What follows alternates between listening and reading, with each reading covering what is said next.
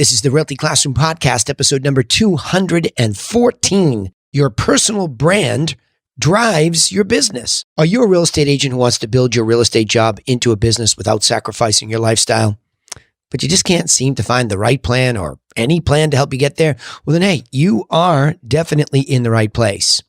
I'm Danny Griffin, the founder of the Realty Classroom and the host of this podcast. Now, to help you take immediate action to get started in the right direction, I've created a free jumpstart plan for you that's waiting at freeagentgift.com, freeagentgift.com. It's a nice wireframe.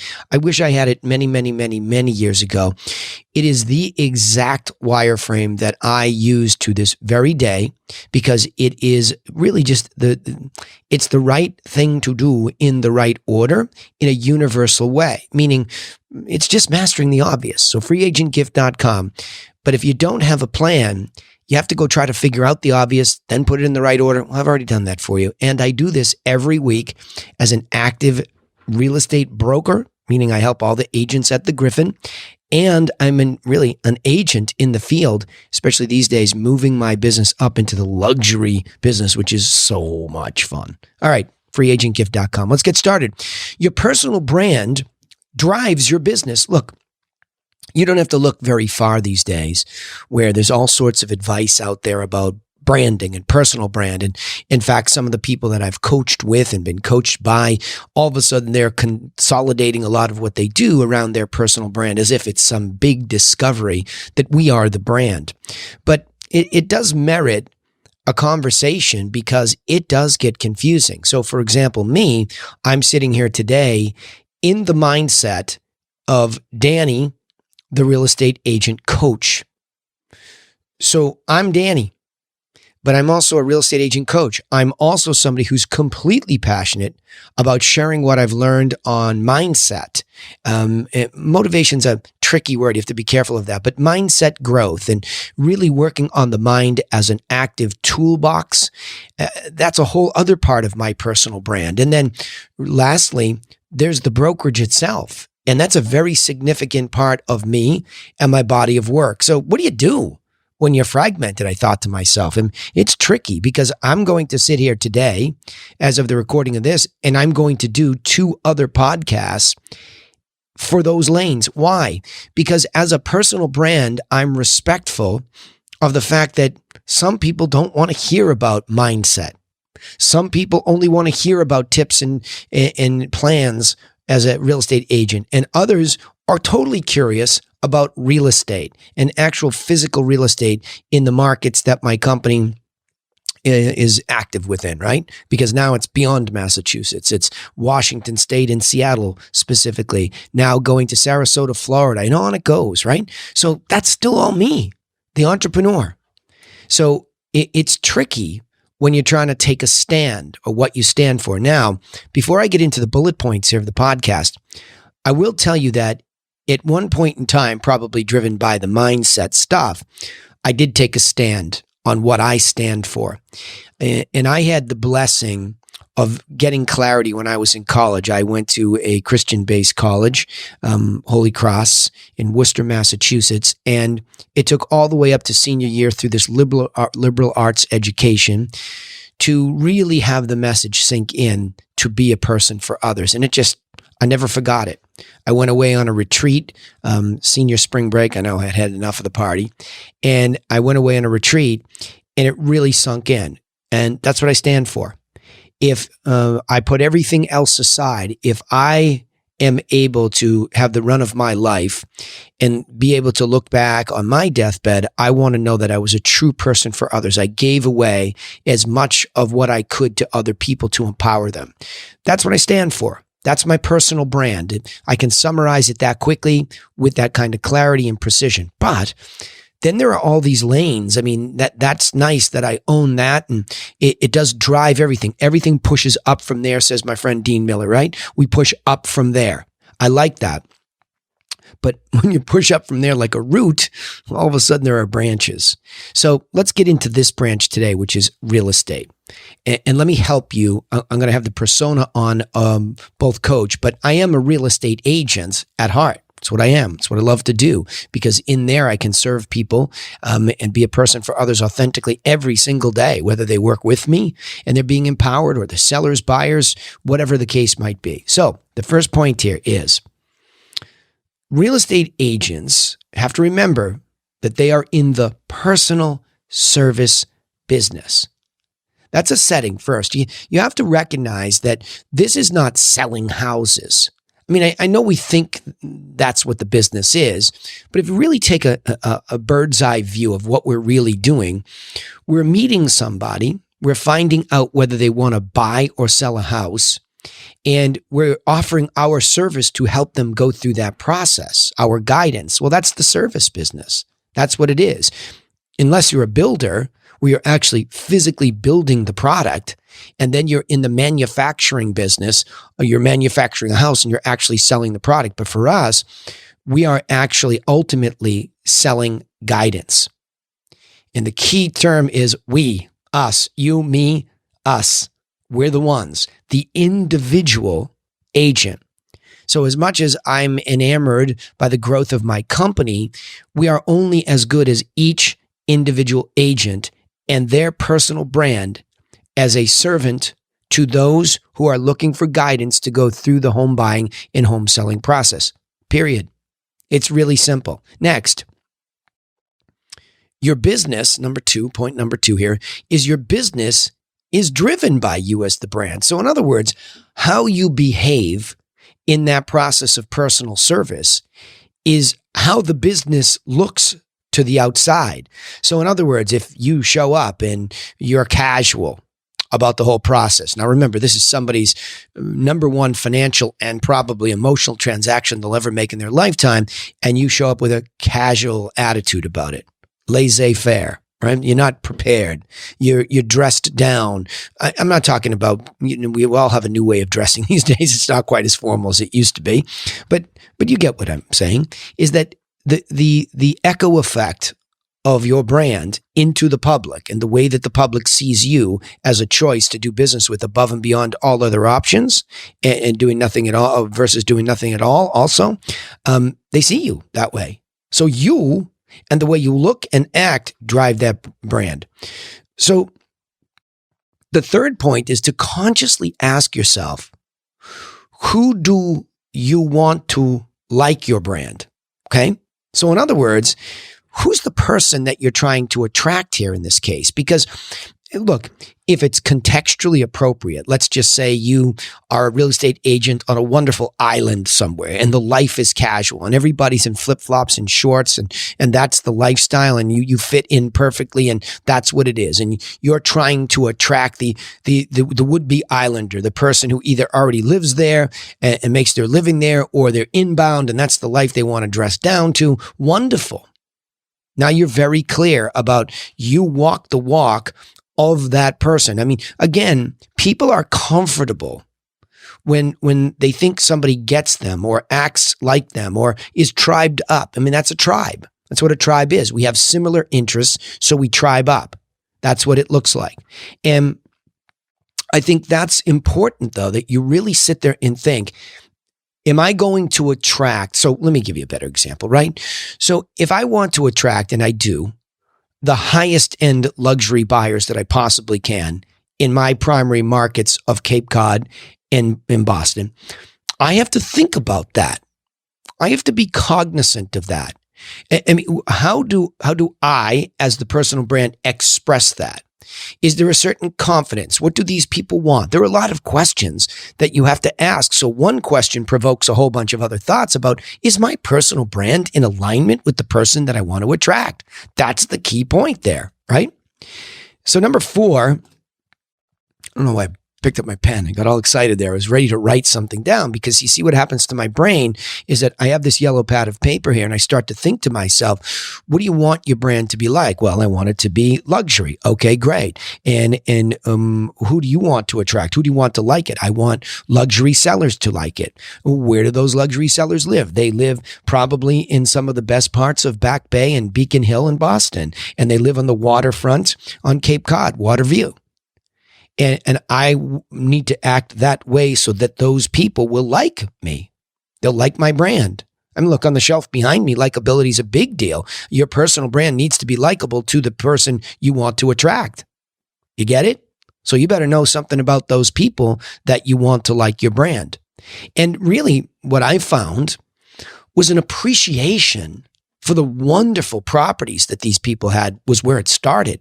I mean, I was literally, I came down from Boston after serving a couple clients up there, and I came back to the Cape, and I was to preview a property on the waterfront. I was excited. I kept meandering down these streets, and I got there just in time, and the sun was setting. And oh my gosh, when I chat with this gentleman on Monday, I'm going to say, my God, the sun drops into the horizon in your face, and you're perched above the water like that. How did this not sell the first time? This thing is extraordinary. I get it. It's a contemporary style house with maybe it's not redone in this shingle style that everybody's looking for, but the sun comes in every one of these windows. This is fabulous. What happened? And you're generating over $100,000 in Airbnb. See what I mean? I mean, you want those people on the waterfront to like your brand. Well, you better be likable as a personal brand yourself, meaning you have enthusiasm for what you're doing. Simple.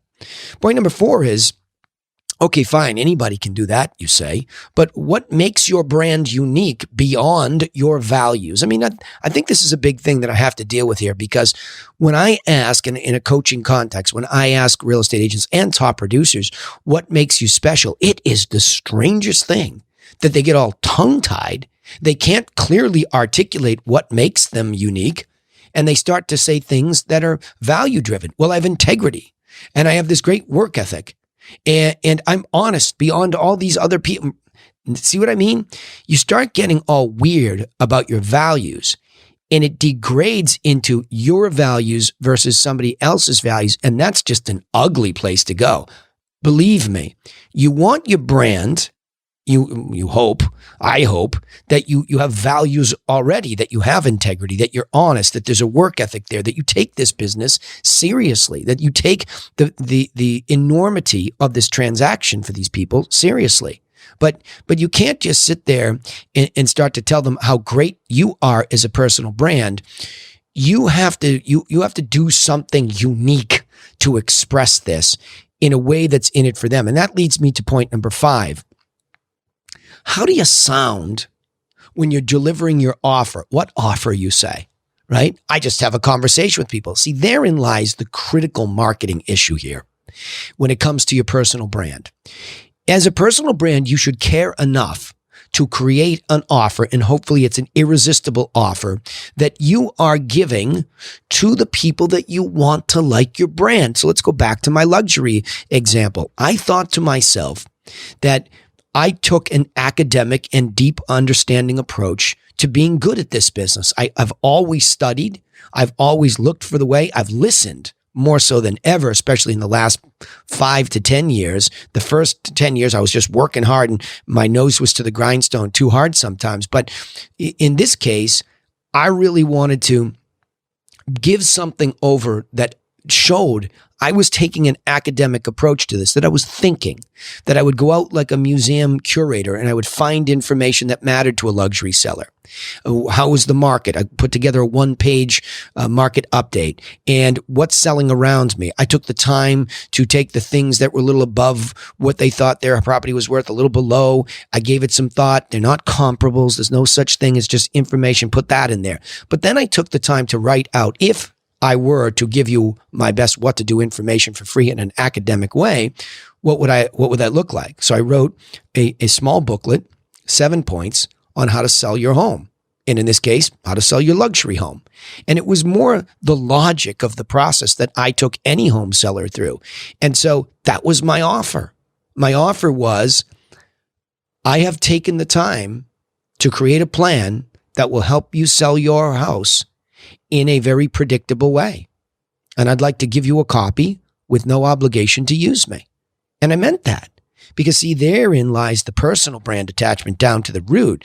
If you're authentically trying to be a person for others, then the outcome of winning the business cannot matter if you want to own it authentically. And It worked better than anything I've ever done before because it was so authentically me as a personal brand to give away this stuff, to be a person for others. And it just started to land. And people were grateful. I mean, I hear it every week. Wow, this is above and beyond. Wow, thank you so much. And there are 2 cases I can think of right now where people thanked me, but they were already re-obligated to use their agent. I said, wonderful. I hope this information helps you and your agent. I just know that comes back to me somewhere. I know it does. In fact, if it doesn't happen again, in those cases, I'm first in line for that business at Luxury. I mean, these are 2.75, 2.5. We're not talking about small properties, but both people are the people I want to attract, and I want them to like my brand. And they both went out of their way. One guy kept calling me back just to get me on the phone. He pursued me just to thank me and tell me, unfortunately, I've already signed with the agent. But this was very helpful, and I want to thank you. We ended up in a great conversation. I think somewhere back when the Mayflower landed, the Chapmans, my wife's a Chapman, straight from England, his family and my wife's family was awesome. I'm not going to get a sale, but the conversation was just awesome. It was fulfilling. It was wonderful. And that's what makes my personal brand, in the context of my real estate brand, unique. So that's how I sound when I make an offer. But all of that is the upfront. That's the marketing. That's the easy part to see and organize. But your brand, this is point number 6. Your brand is only as good as your fulfillment. So a lot of us do a great job up front. We're well met, as the saying goes. And maybe you come up with a nice, unique selling proposition like I do, and you own it and you give it away with your heart open. Wonderful.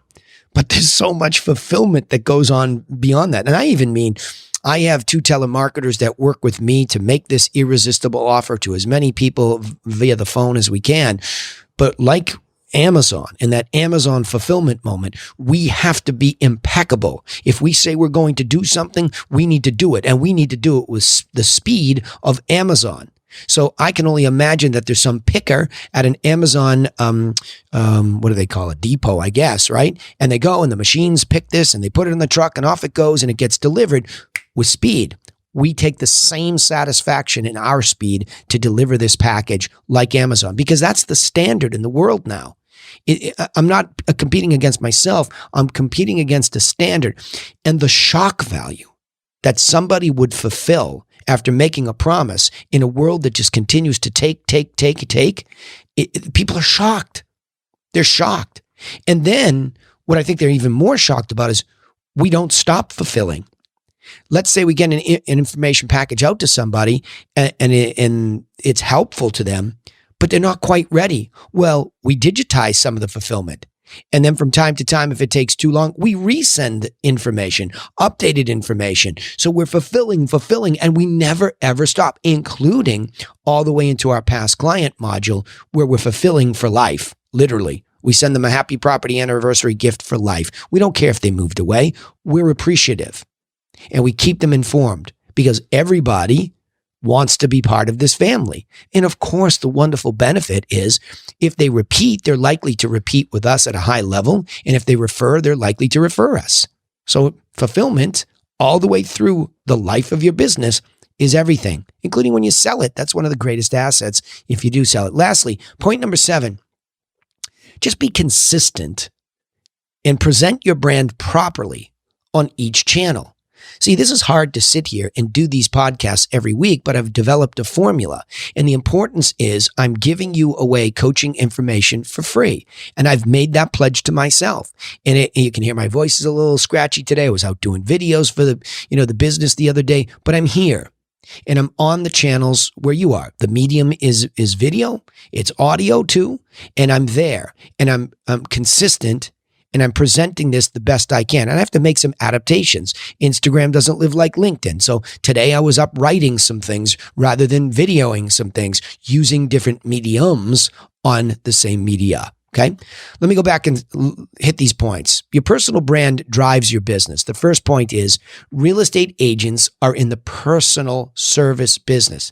The second point, your business is driven by you as the brand of that service. 3, who do you want to like your brand? Who's your avatar, your ideal client? And 4, what makes your brand unique beyond your values? You need an offer. And that's point number 5. How do you sound from a personal standpoint when you're delivering your irresistible offer? 6, your brand is only as good as your consistent fulfillment services to be with that person for life. And 7, be consistent and present your brand properly on each channel. Let me summarize it by saying it this way. One of the most critical first steps for a real estate agent when considering how to market their business is to take a hard look in the mirror at themselves and realize their personal brand will lead the way. Therefore, it's critical to realize that for your personal brand to stand out, you must go beyond a mere list of your virtues and stand for a specific ideal. For me, it's a person, for others, right? And once you have established what you believe serves the public best, you must go all in with specific and meaningful messages that are appropriately expressed on all available media to attract those ideal clients. All right, remember, you can take immediate action and get started in the right direction with our free, simple business plan. It's waiting at freeagentgift.com. And I say simple because it is, but powerful is it ever. It is exactly how I'm growing my business. And if you need validation that I'm a coach that does this thing, go to Griffin, TheGriffin.co, and just look at my featured properties. There's my proof that this stuff works and it can work for you. Also, don't forget to subscribe to this podcast on iTunes, Spotify, or wherever you listen. But we also post our content on YouTube. So don't forget to subscribe to the Realty Class channel on YouTube, and you can see all of these, the collection of them. So if you want to go to work, and all the shorts are broken out too. So if you need some quick tips, they're there. But remember this, nobody's coming for you. Nobody. So go get to work on your business, and we will see you in the next episode to help you do just that. Thanks for listening.